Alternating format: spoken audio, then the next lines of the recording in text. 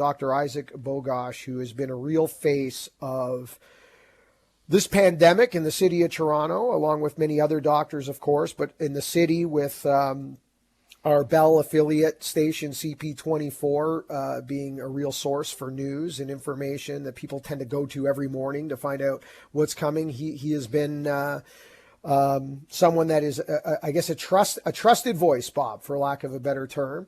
And we are curious to see his take on some of this recent information. Like we said off the top, this is a golf show.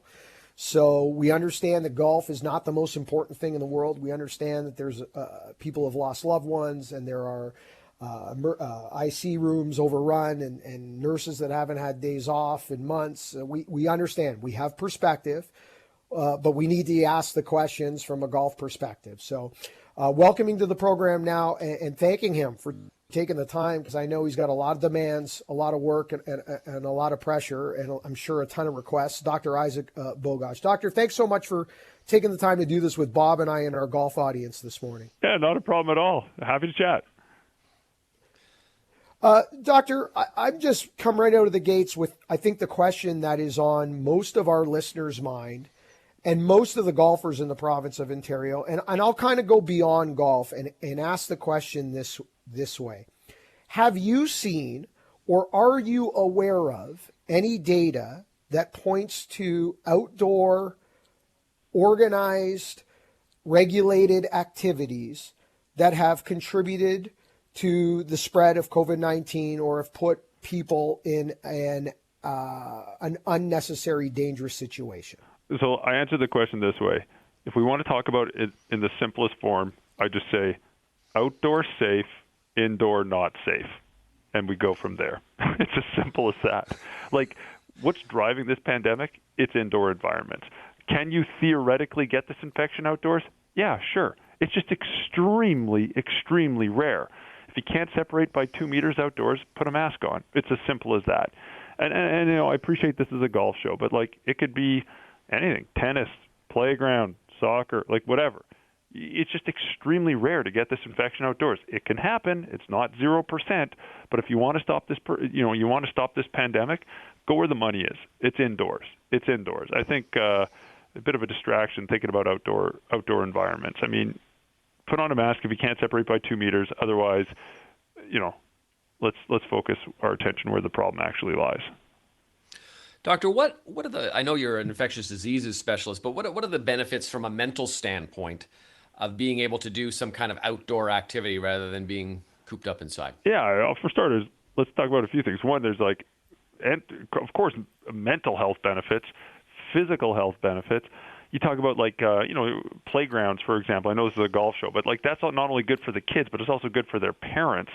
We shouldn't be expected to, sit at home hermetically sealed in Ziploc baggies for 2 years. It's pretty clear a year and a half into this pandemic that you should encourage people to go outside. That's the safe place. You want people outside. You want them outside as much as possible because it's safer outside.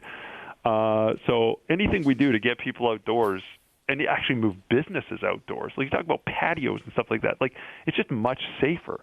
There's always someone who sends me an angry email or I get an angry phone call because I said the word safe instead of safer. And they're technically correct. Listen, if I coughed right in someone's face outside, they'll get COVID, okay? But you don't do that because that's not polite. And you separate by 2 meters or put on a mask. And it's as simple as that. It really is that simple. Also, full disclosure, I know this is hilarious. I'm on a golf show. I am the worst golfer on the planet. I've got all the stereotypes, right? Play a ton of hockey. I'm a doctor. But there's a long tradition of bad golfers in my family, minus my uncle. And I'm carrying on that tradition. Welcome to the club. I love it. That's fantastic. Yeah, don't worry. We can play some horrible golf as well, Doctor. All right. I want to pick up on a thread that you laid down there with the word safe versus safer, because if we are safer outside, I find it amazing that we went from 0 to 100. Golf's open, no golf's closed. Were there not potential steps we could have taken as an outdoor activity, and you could apply this to tennis and camping and pickle, whatever it is. You can apply this to all those outdoor activities you're referring to. Could we not have applied steps instead of 0 to 100? In other words, regulate masks. If you're going out to play golf, do it in a mask. Limit indoor pro shop sign-ins. In other words, move everyone to electronic registration for golf, green fees, public, private, etc., to limit contact. It seems to me that we've done such a great job of this as a sport. 20 million rounds played in the province of Ontario last year, and we went from 0 to 100. Why not the other steps? I know you. I'm asking you to speculate. Yeah. But we're trying to bang our head against the walls here, trying to find some sense of this. Yeah, you and me too. I mean, listen, I don't make the policy, but if I did, I would have said, I just wouldn't have even touched this. Outdoors, fine. I would have encouraged people to be outdoors. This wouldn't have even been a blip on the radar screen. The message would be, if you can do this outdoors, you get the green light. If you can't separate by 2 meters, put a mask on. Everyone have a great time. That would be my message. And that would apply to, of course, golf and other things as well. And in fact, listen, if we really want to get creative and push the limits a little bit, I would have said, listen, this pandemic is going to be pretty ugly and it's going to get better. But until vaccination picks up and all that, it's pretty clear April is going to be tough. Beginning of May is going to be tough. I would say, I'm going to arbitrarily say through June. Through the month of June, if you're a business and you can function outdoors, go for it. Take over the sidewalks, take over the green space, take over public places. It's just till June. I know people get uppity about this, but, make it accessible so wheelchairs and whatever and people can get through. But, you want to move outdoors and you can do it, and it's real outdoors, a tent top, not the fake outdoor environment where you just have a enclosed space outdoors. If you can move your business outdoors, the public space is yours. It's for 3 months, but outdoors is safe. Let's do it. I would have done something like that. Obviously, that's, maybe considered extreme, but based on what we know about how this infection is transmitted and who gets it and where they get it, you're just not seeing it outdoors. You have cases here and there. I had a highly publicized party, bonfire, or something like that. There was a super spreading event, but yeah, you're going to get this infection if you're making out with someone who has this, or you're coughing directly in their face. That's of course how you get it. Indoors or out, it's not going to help you. But if you can separate by 2 meters outdoors, or you put a mask on if you can't, the risk is so low. You're not getting this from touching something. We know that at this point. We've known that for probably close to a year now.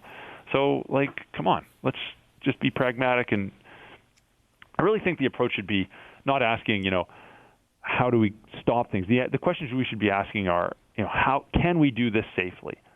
And most of the time the answer is yes, with modifications. Sometimes the answer is yes, without modifications. Sometimes the answer is no. We can't do something safely. Golf is the lowest hanging fruit. No one's getting this infection golfing. Let's put it that way. Just before we let you go, we know case counts are rising at scary numbers. We know the ICUs are overloaded. As responsible citizens, not necessarily golf, let's say responsible citizens who golf, what should we be doing? Well, there's a few things. One is obviously adhere to the public health guidelines, right? Stay at home if you can. We know some people can't because they're essential workers, but a lot of people can. Just don't hang out with other people in an indoor environment. Truly, if you have the capacity to stay at home, stay at home. Go outside and enjoy a walk and have a good time and get some exercise and some UV rays on your eyes, but stay at home and don't go into other people's homes. The second thing is, if you're 40 years of age and older in the province of Ontario, you can get a vaccine. Go get vaccinated. It's available. Sign up. The faster you're vaccinated, the faster this is over for all of us. So adhere to the public health guidelines, which are easy, right? Mask, distancing, we know this jazz, and get a vaccine. It's as simple as that. Doctor, thank you so much for your time. Just quickly before we let you go, just because you opened the can there, and we have a huge demographic of listeners in their 40s. So just quickly before we let you go, for listeners in our 40s right now that are listening and know that now they can go and be vaccinated with AstraZeneca and have doubts or concerns about AstraZeneca, what would you say to them? So we've never had this many cases of COVID-19 in the country. it's pretty, like, I'm not a sky is falling kind of person, but, like, let's just call it how it is. It's an emergency now, right? Have you ever seen your adults admitted to pediatric intensive care units? You have not. Have you ever seen a time where we're trucking in healthcare providers from other provinces to help in Ontario? You have not. You know, have you ever seen a time where we've canceled this many surgeries in the province so we can have an all-hands-on-deck approach and have every bed available? You have not. Have you ever seen a time in Ontario where you're literally setting up tents out front of hospitals so you can care for a significant number of patients coming in with COVID-19? You have not. Like, it's pretty clear that this is an emergency. You have a vaccine that can truly save your life, and not only that, but protect those around you.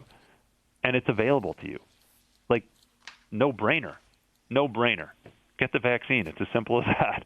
Yeah, you've got to have an open and honest, transparent conversation, right? Yeah, there's a tiny, tiny, tiny risk of a negative outcome. But, like, let's put risk in perspective.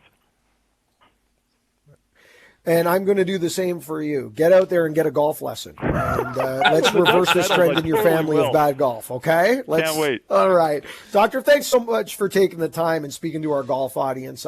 Again, we know golf is such a minute conversation in the big picture of things, but there are some very upset people out there that lost a lot of their outdoor activities in the last few days, one of which is golf. So we really appreciate your time to put this in perspective. And it's also a time to talk about health, science, medicine on any platform. It's a good time to talk about it. So I'm happy to chat. Thanks for having me on.